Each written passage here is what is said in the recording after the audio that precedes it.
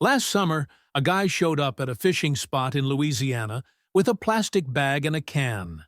While everyone around him was throwing $15 lures and fancy soft plastics, he mixed something together with his hands, rolled it into balls, and tossed it in the water. In 3 hours, he pulled out 31 fish. The guy next to him using a $40 crankbait? 4 fish. Same spot, same time, same species. The difference? 2 ingredients that cost him less than $3 total. If this is your first time here, hit that subscribe button and turn on notifications so you don't miss any secrets the fishing industry tries to bury. A buddy of mine tested this last month at a lake in Texas. He set up 2 identical rods, same depth, same distance from shore. One had a $12 artificial bait from Bass Pro Shops. The other had this natural mix I'm about to show you. First cast with the natural bait. Fish on in under 2 minutes. The expensive lure? Sat there for 45 minutes without a single bite. By noon, the score was 18-2. He couldn't believe it. Same technique, same spot, same weather conditions. The natural mix absolutely destroyed the store-bought option. What made the difference? The combination created a scent cloud in the water that triggered something in the fish's brain they can't resist. It's like ringing a dinner bell underwater. When he switched both rods to the natural mix, both started catching immediately. The expensive lure wasn't bad, it just couldn't compete with what nature designed over millions of years. And here's what really got him. The entire batch of natural bait cost him $2.87. The single artificial lure cost $12. He could make enough natural bait for 20 fishing trips for the price of 1 piece of plastic. Do the math on that. If you fish twice a month, you're looking at spending $240 a year on lures, or $14 a year on natural bait that works better. This combination is just one technique the fishing industry doesn't want you to know about. I put everything they're hiding from you in the book High-Level Fishing, The Water Game. Inside, you'll find practical knowledge on reading water in freshwater and saltwater, understanding structure and where fish actually position themselves, using current and water flow to your advantage, choosing the right angles and approaches, recognizing fish behavior patterns in real time, making split-second decisions on the water, and developing the mindset that separates weekend fishermen from serious anglers. Everything in one place, no fluff, straight to the point. Link is in the description. Now I'm going to tell you what these 2 ingredients are. Ready? Cornmeal and canned fish. That's it. Sounds too simple, right? But there's real science behind why this works so well. Old-time fishermen in the Deep South have been using this for generations. Up in the Midwest, guys fishing the Great Lakes had their own version. Out west, anglers on the Columbia River knew about it. Down in Florida, charter captains used it before they realized they could charge more by telling tourists they need expensive gear. It was passed down father to son, kept quiet because it worked too damn well. When artificial lures started flooding the market in the 1950s and 60s, this knowledge got pushed aside. Not because it stopped working, but because there's no profit in teaching people to mix their own bait. A fishing company can't make money if you're using ingredients from your kitchen. Fish have an olfactory system that's insanely sensitive.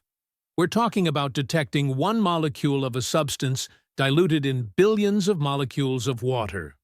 A bass can smell amino acids from prey fish from hundreds of feet away. A catfish's sense of smell is estimated to be 100 times more powerful than a bloodhound. When you combine cornmeal and canned fish, you're creating a bait that hits multiple sensory triggers at once. The canned fish, whether it's sardines, tuna, or mackerel, breaks down in water and releases amino acids, oils, and proteins. These are the exact same compounds that bait fish release when they're injured or stressed. To a predator fish, This smells like an easy meal. The cornmeal serves two purposes. First, it creates a physical substrate that holds the fish oils and distributes them slowly into the water. Second, as it breaks apart, it creates a visual cloud that draws fish in from a distance. The combination creates what biologists call a scent trail, that fish follow upstream to the source. The fish oils contain omega-3 fatty acids and other compounds that trigger feeding behavior. The fish's brain doesn't think about it, doesn't question it. It just responds. This is a biological trigger hardened by millions of years of evolution. You're not tricking the fish. You're speaking its language. Now let me walk you through making this. You need cornmeal, plain yellow cornmeal from any grocery store. A 1-pound bag costs about $1 and will last you months. You need canned fish, sardines work best, but tuna, mackerel, or even cat food works. One can run you $1.50 to $2. That's your entire investment. Start with 2 cups of cornmeal in a bowl. Open your can of fish and dump the whole thing in, oil and all. Don't drain it. The oil is half the magic. Now mash it together with a fork or your hands. Keep mixing until you get a dough-like consistency.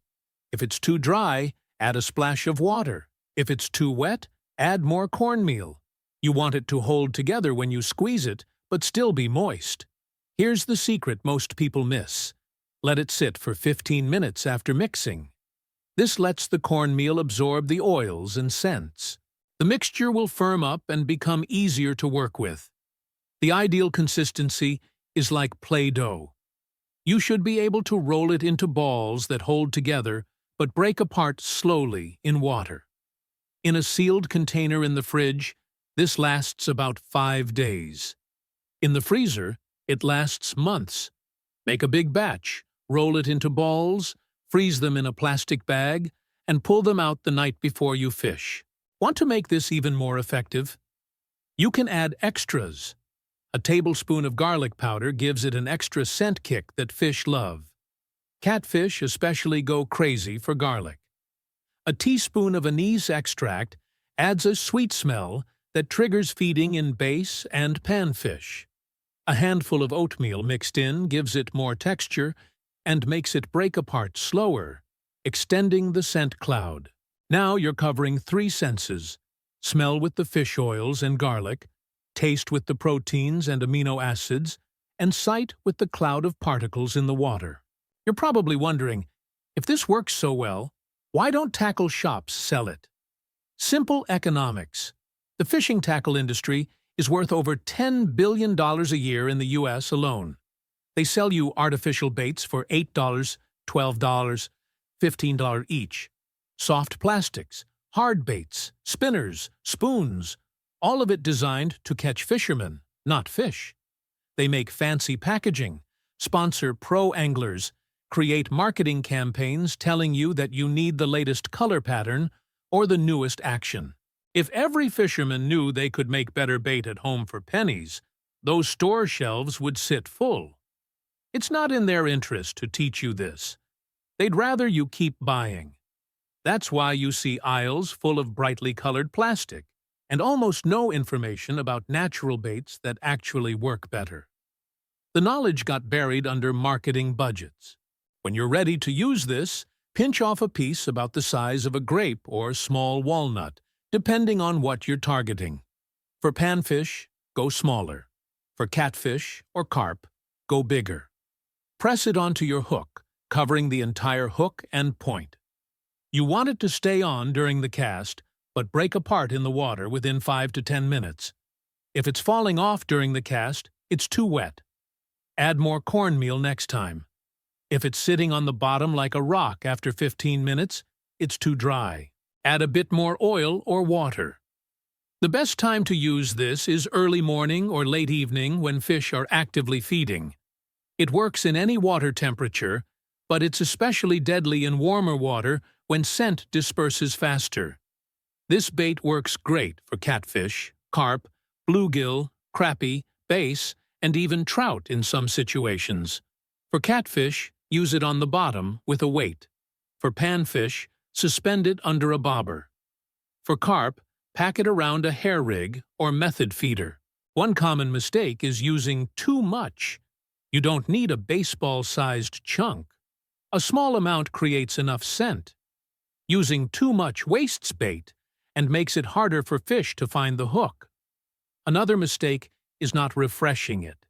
Even if the bait is still on your hook, the oils have leached out after 20 minutes. Reel in, put on fresh bait. The initial scent burst is what draws fish in. That natural bait technique is powerful, but it's just scratching the surface. If you want the complete knowledge the industry buried, it's all in high-level fishing, the water game. Inside, you'll learn how to read water and identify productive zones fast, understand structure and where fish actually hold, use current, tides, and water flow to your advantage. Choose positioning and angles of attack that matter more than bait choice, recognize behavior patterns, and predict where fish will be before they get there. Make real-time decisions on the water instead of guessing, and develop the mindset that separates serious anglers from people who hope they get lucky. Link is in the first pinned comment. This is the knowledge they tried to bury. Now it's in your hands. Picture this. Next time you're at the lake or river, everyone around you is throwing expensive lures. You pull out a plastic container with your homemade mix. In the first hour, you're catching fish consistently. They're still waiting for their first bite. By the end of the day, you've got a cooler full, and they're asking what your secret is. You decide whether to share it or keep that edge. The entire batch cost you less than $3. That one lure they're using cost $12. This works in ponds, lakes, rivers, wherever fish are feeding. It's not location-dependent, it's biology-dependent. Fish have been programmed to respond to these scents for millions of years. Store-bought baits try to imitate it with artificial flavors and scents. You're using the real thing. The fishing industry built an empire convincing people they need to spend money to catch fish. Expensive rods, reels, electronics, lures, line, all of it. Some gear matters, but bait? They want you to think you need their product.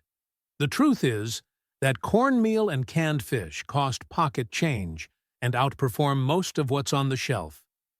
When you learn this, you stop depending on tackle shops. Fishing isn't luck. It's knowledge that old-timers figured out through trial and error over lifetimes. What changes in your next fishing trip now that you know this?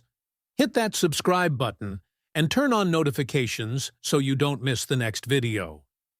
Now let me tell you about variations that work for specific species. For catfish, swap regular cornmeal for cornbread mix. The sugar in cornbread mix drives catfish insane. Add a chunk of hot dog to the mixture, and you've got channel catfish bait that outfishes chicken liver 10-1. For carp, use oatmeal instead of cornmeal, and add a tablespoon of strawberry jello powder. Sounds weird, but carp have a sweet tooth. European carp anglers figured this out decades ago. They dominate competitions using fruit-flavored baits, while American anglers still think carp only eat corn. For bass, stick with the original recipe, but add small pieces of cut bait fish. The combination of scent and visual trigger is deadly during spawning season. For trout, use finer cornmeal, almost like flour, and mix it with canned salmon instead of sardines. Trout are pickier eaters, but that salmon scent in cold water is like ringing a bell. Here's what separates people who catch a few fish from people who limit out every trip. Timing your bait refresh. Most guys put bait on, cast it out, and wait 30 minutes hoping something happens. Wrong approach. Your scent cloud is strongest in the first 5 minutes after the bait hits water. After 10 minutes, most of the oils have dispersed. After 20 minutes, you're fishing with a ball of cornmeal that barely smells like anything. Real talk. You should be recasting every 10 to 15 minutes, whether you get a bite or not. Fresh bait means fresh scent. Fresh scent means more fish. I've watched guys sit on the same cast for an hour, complaining nothing's biting. I'm recasting every 10 minutes and pulling fish consistently. Same spot, different results. The active approach wins every time. Water temperature changes everything about how you use this. In cold water, below 50 degrees, oils disperse slower. Make your balls slightly larger and let them sit longer, maybe 20 minutes between recasts. The scent cloud builds slower, but lasts longer. In warm water, above 70 degrees, oils disperse fast. Use smaller amounts and recast every 8 to 10 minutes. You're creating multiple scent trails instead of one long-lasting cloud. In muddy water after rain, double the amount of garlic or anise you add. Fish rely more on smell when visibility drops. In clear water, keep it simple. Too much scent can actually spook fish that are using their eyes more than their nose. Let me tell you about a guide I met in Alabama. This guy runs a catfish operation on the Tennessee River. For years, he used commercial stink baits, spending about $400 a month keeping his clients happy.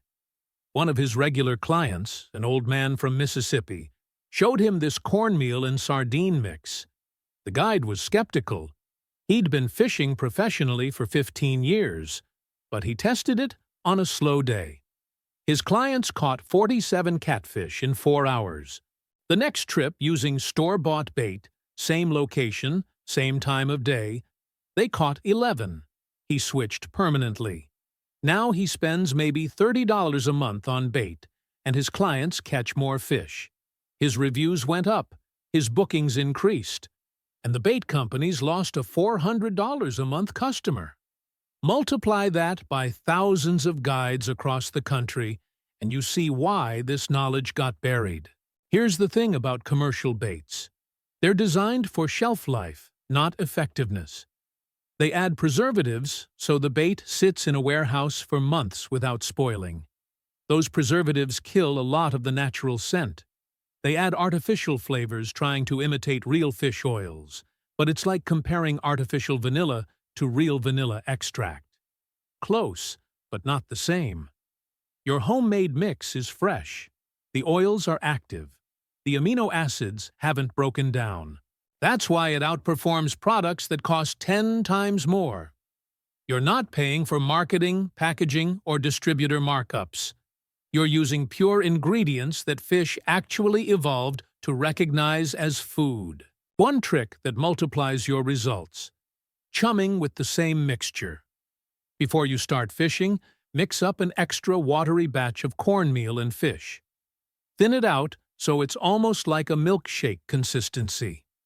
Pour cupfuls into the water around your fishing spot. This creates a massive scent cloud that draws fish from a wide area. They follow the scent to the source, which is your hook. Tournament bass anglers know this, but they use expensive scent sprays. You're doing the same thing for pennies. In still water, pour it directly over your fishing spot. In current, pour it 20 feet upstream and let the flow carry it down to your bait. This technique is illegal in some states for certain species, so check your regulations. But where it's legal, it's devastatingly effective.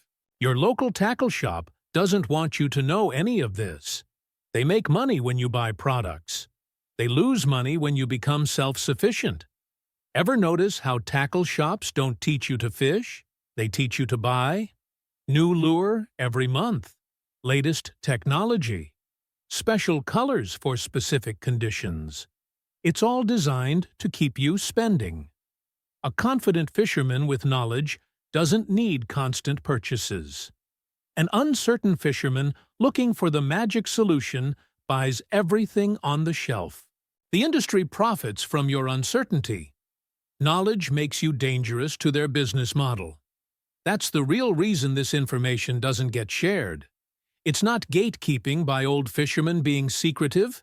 It's systematic suppression by an industry protecting profit margins. Next time you're on the water and someone asks what you're using, watch their reaction when you tell them.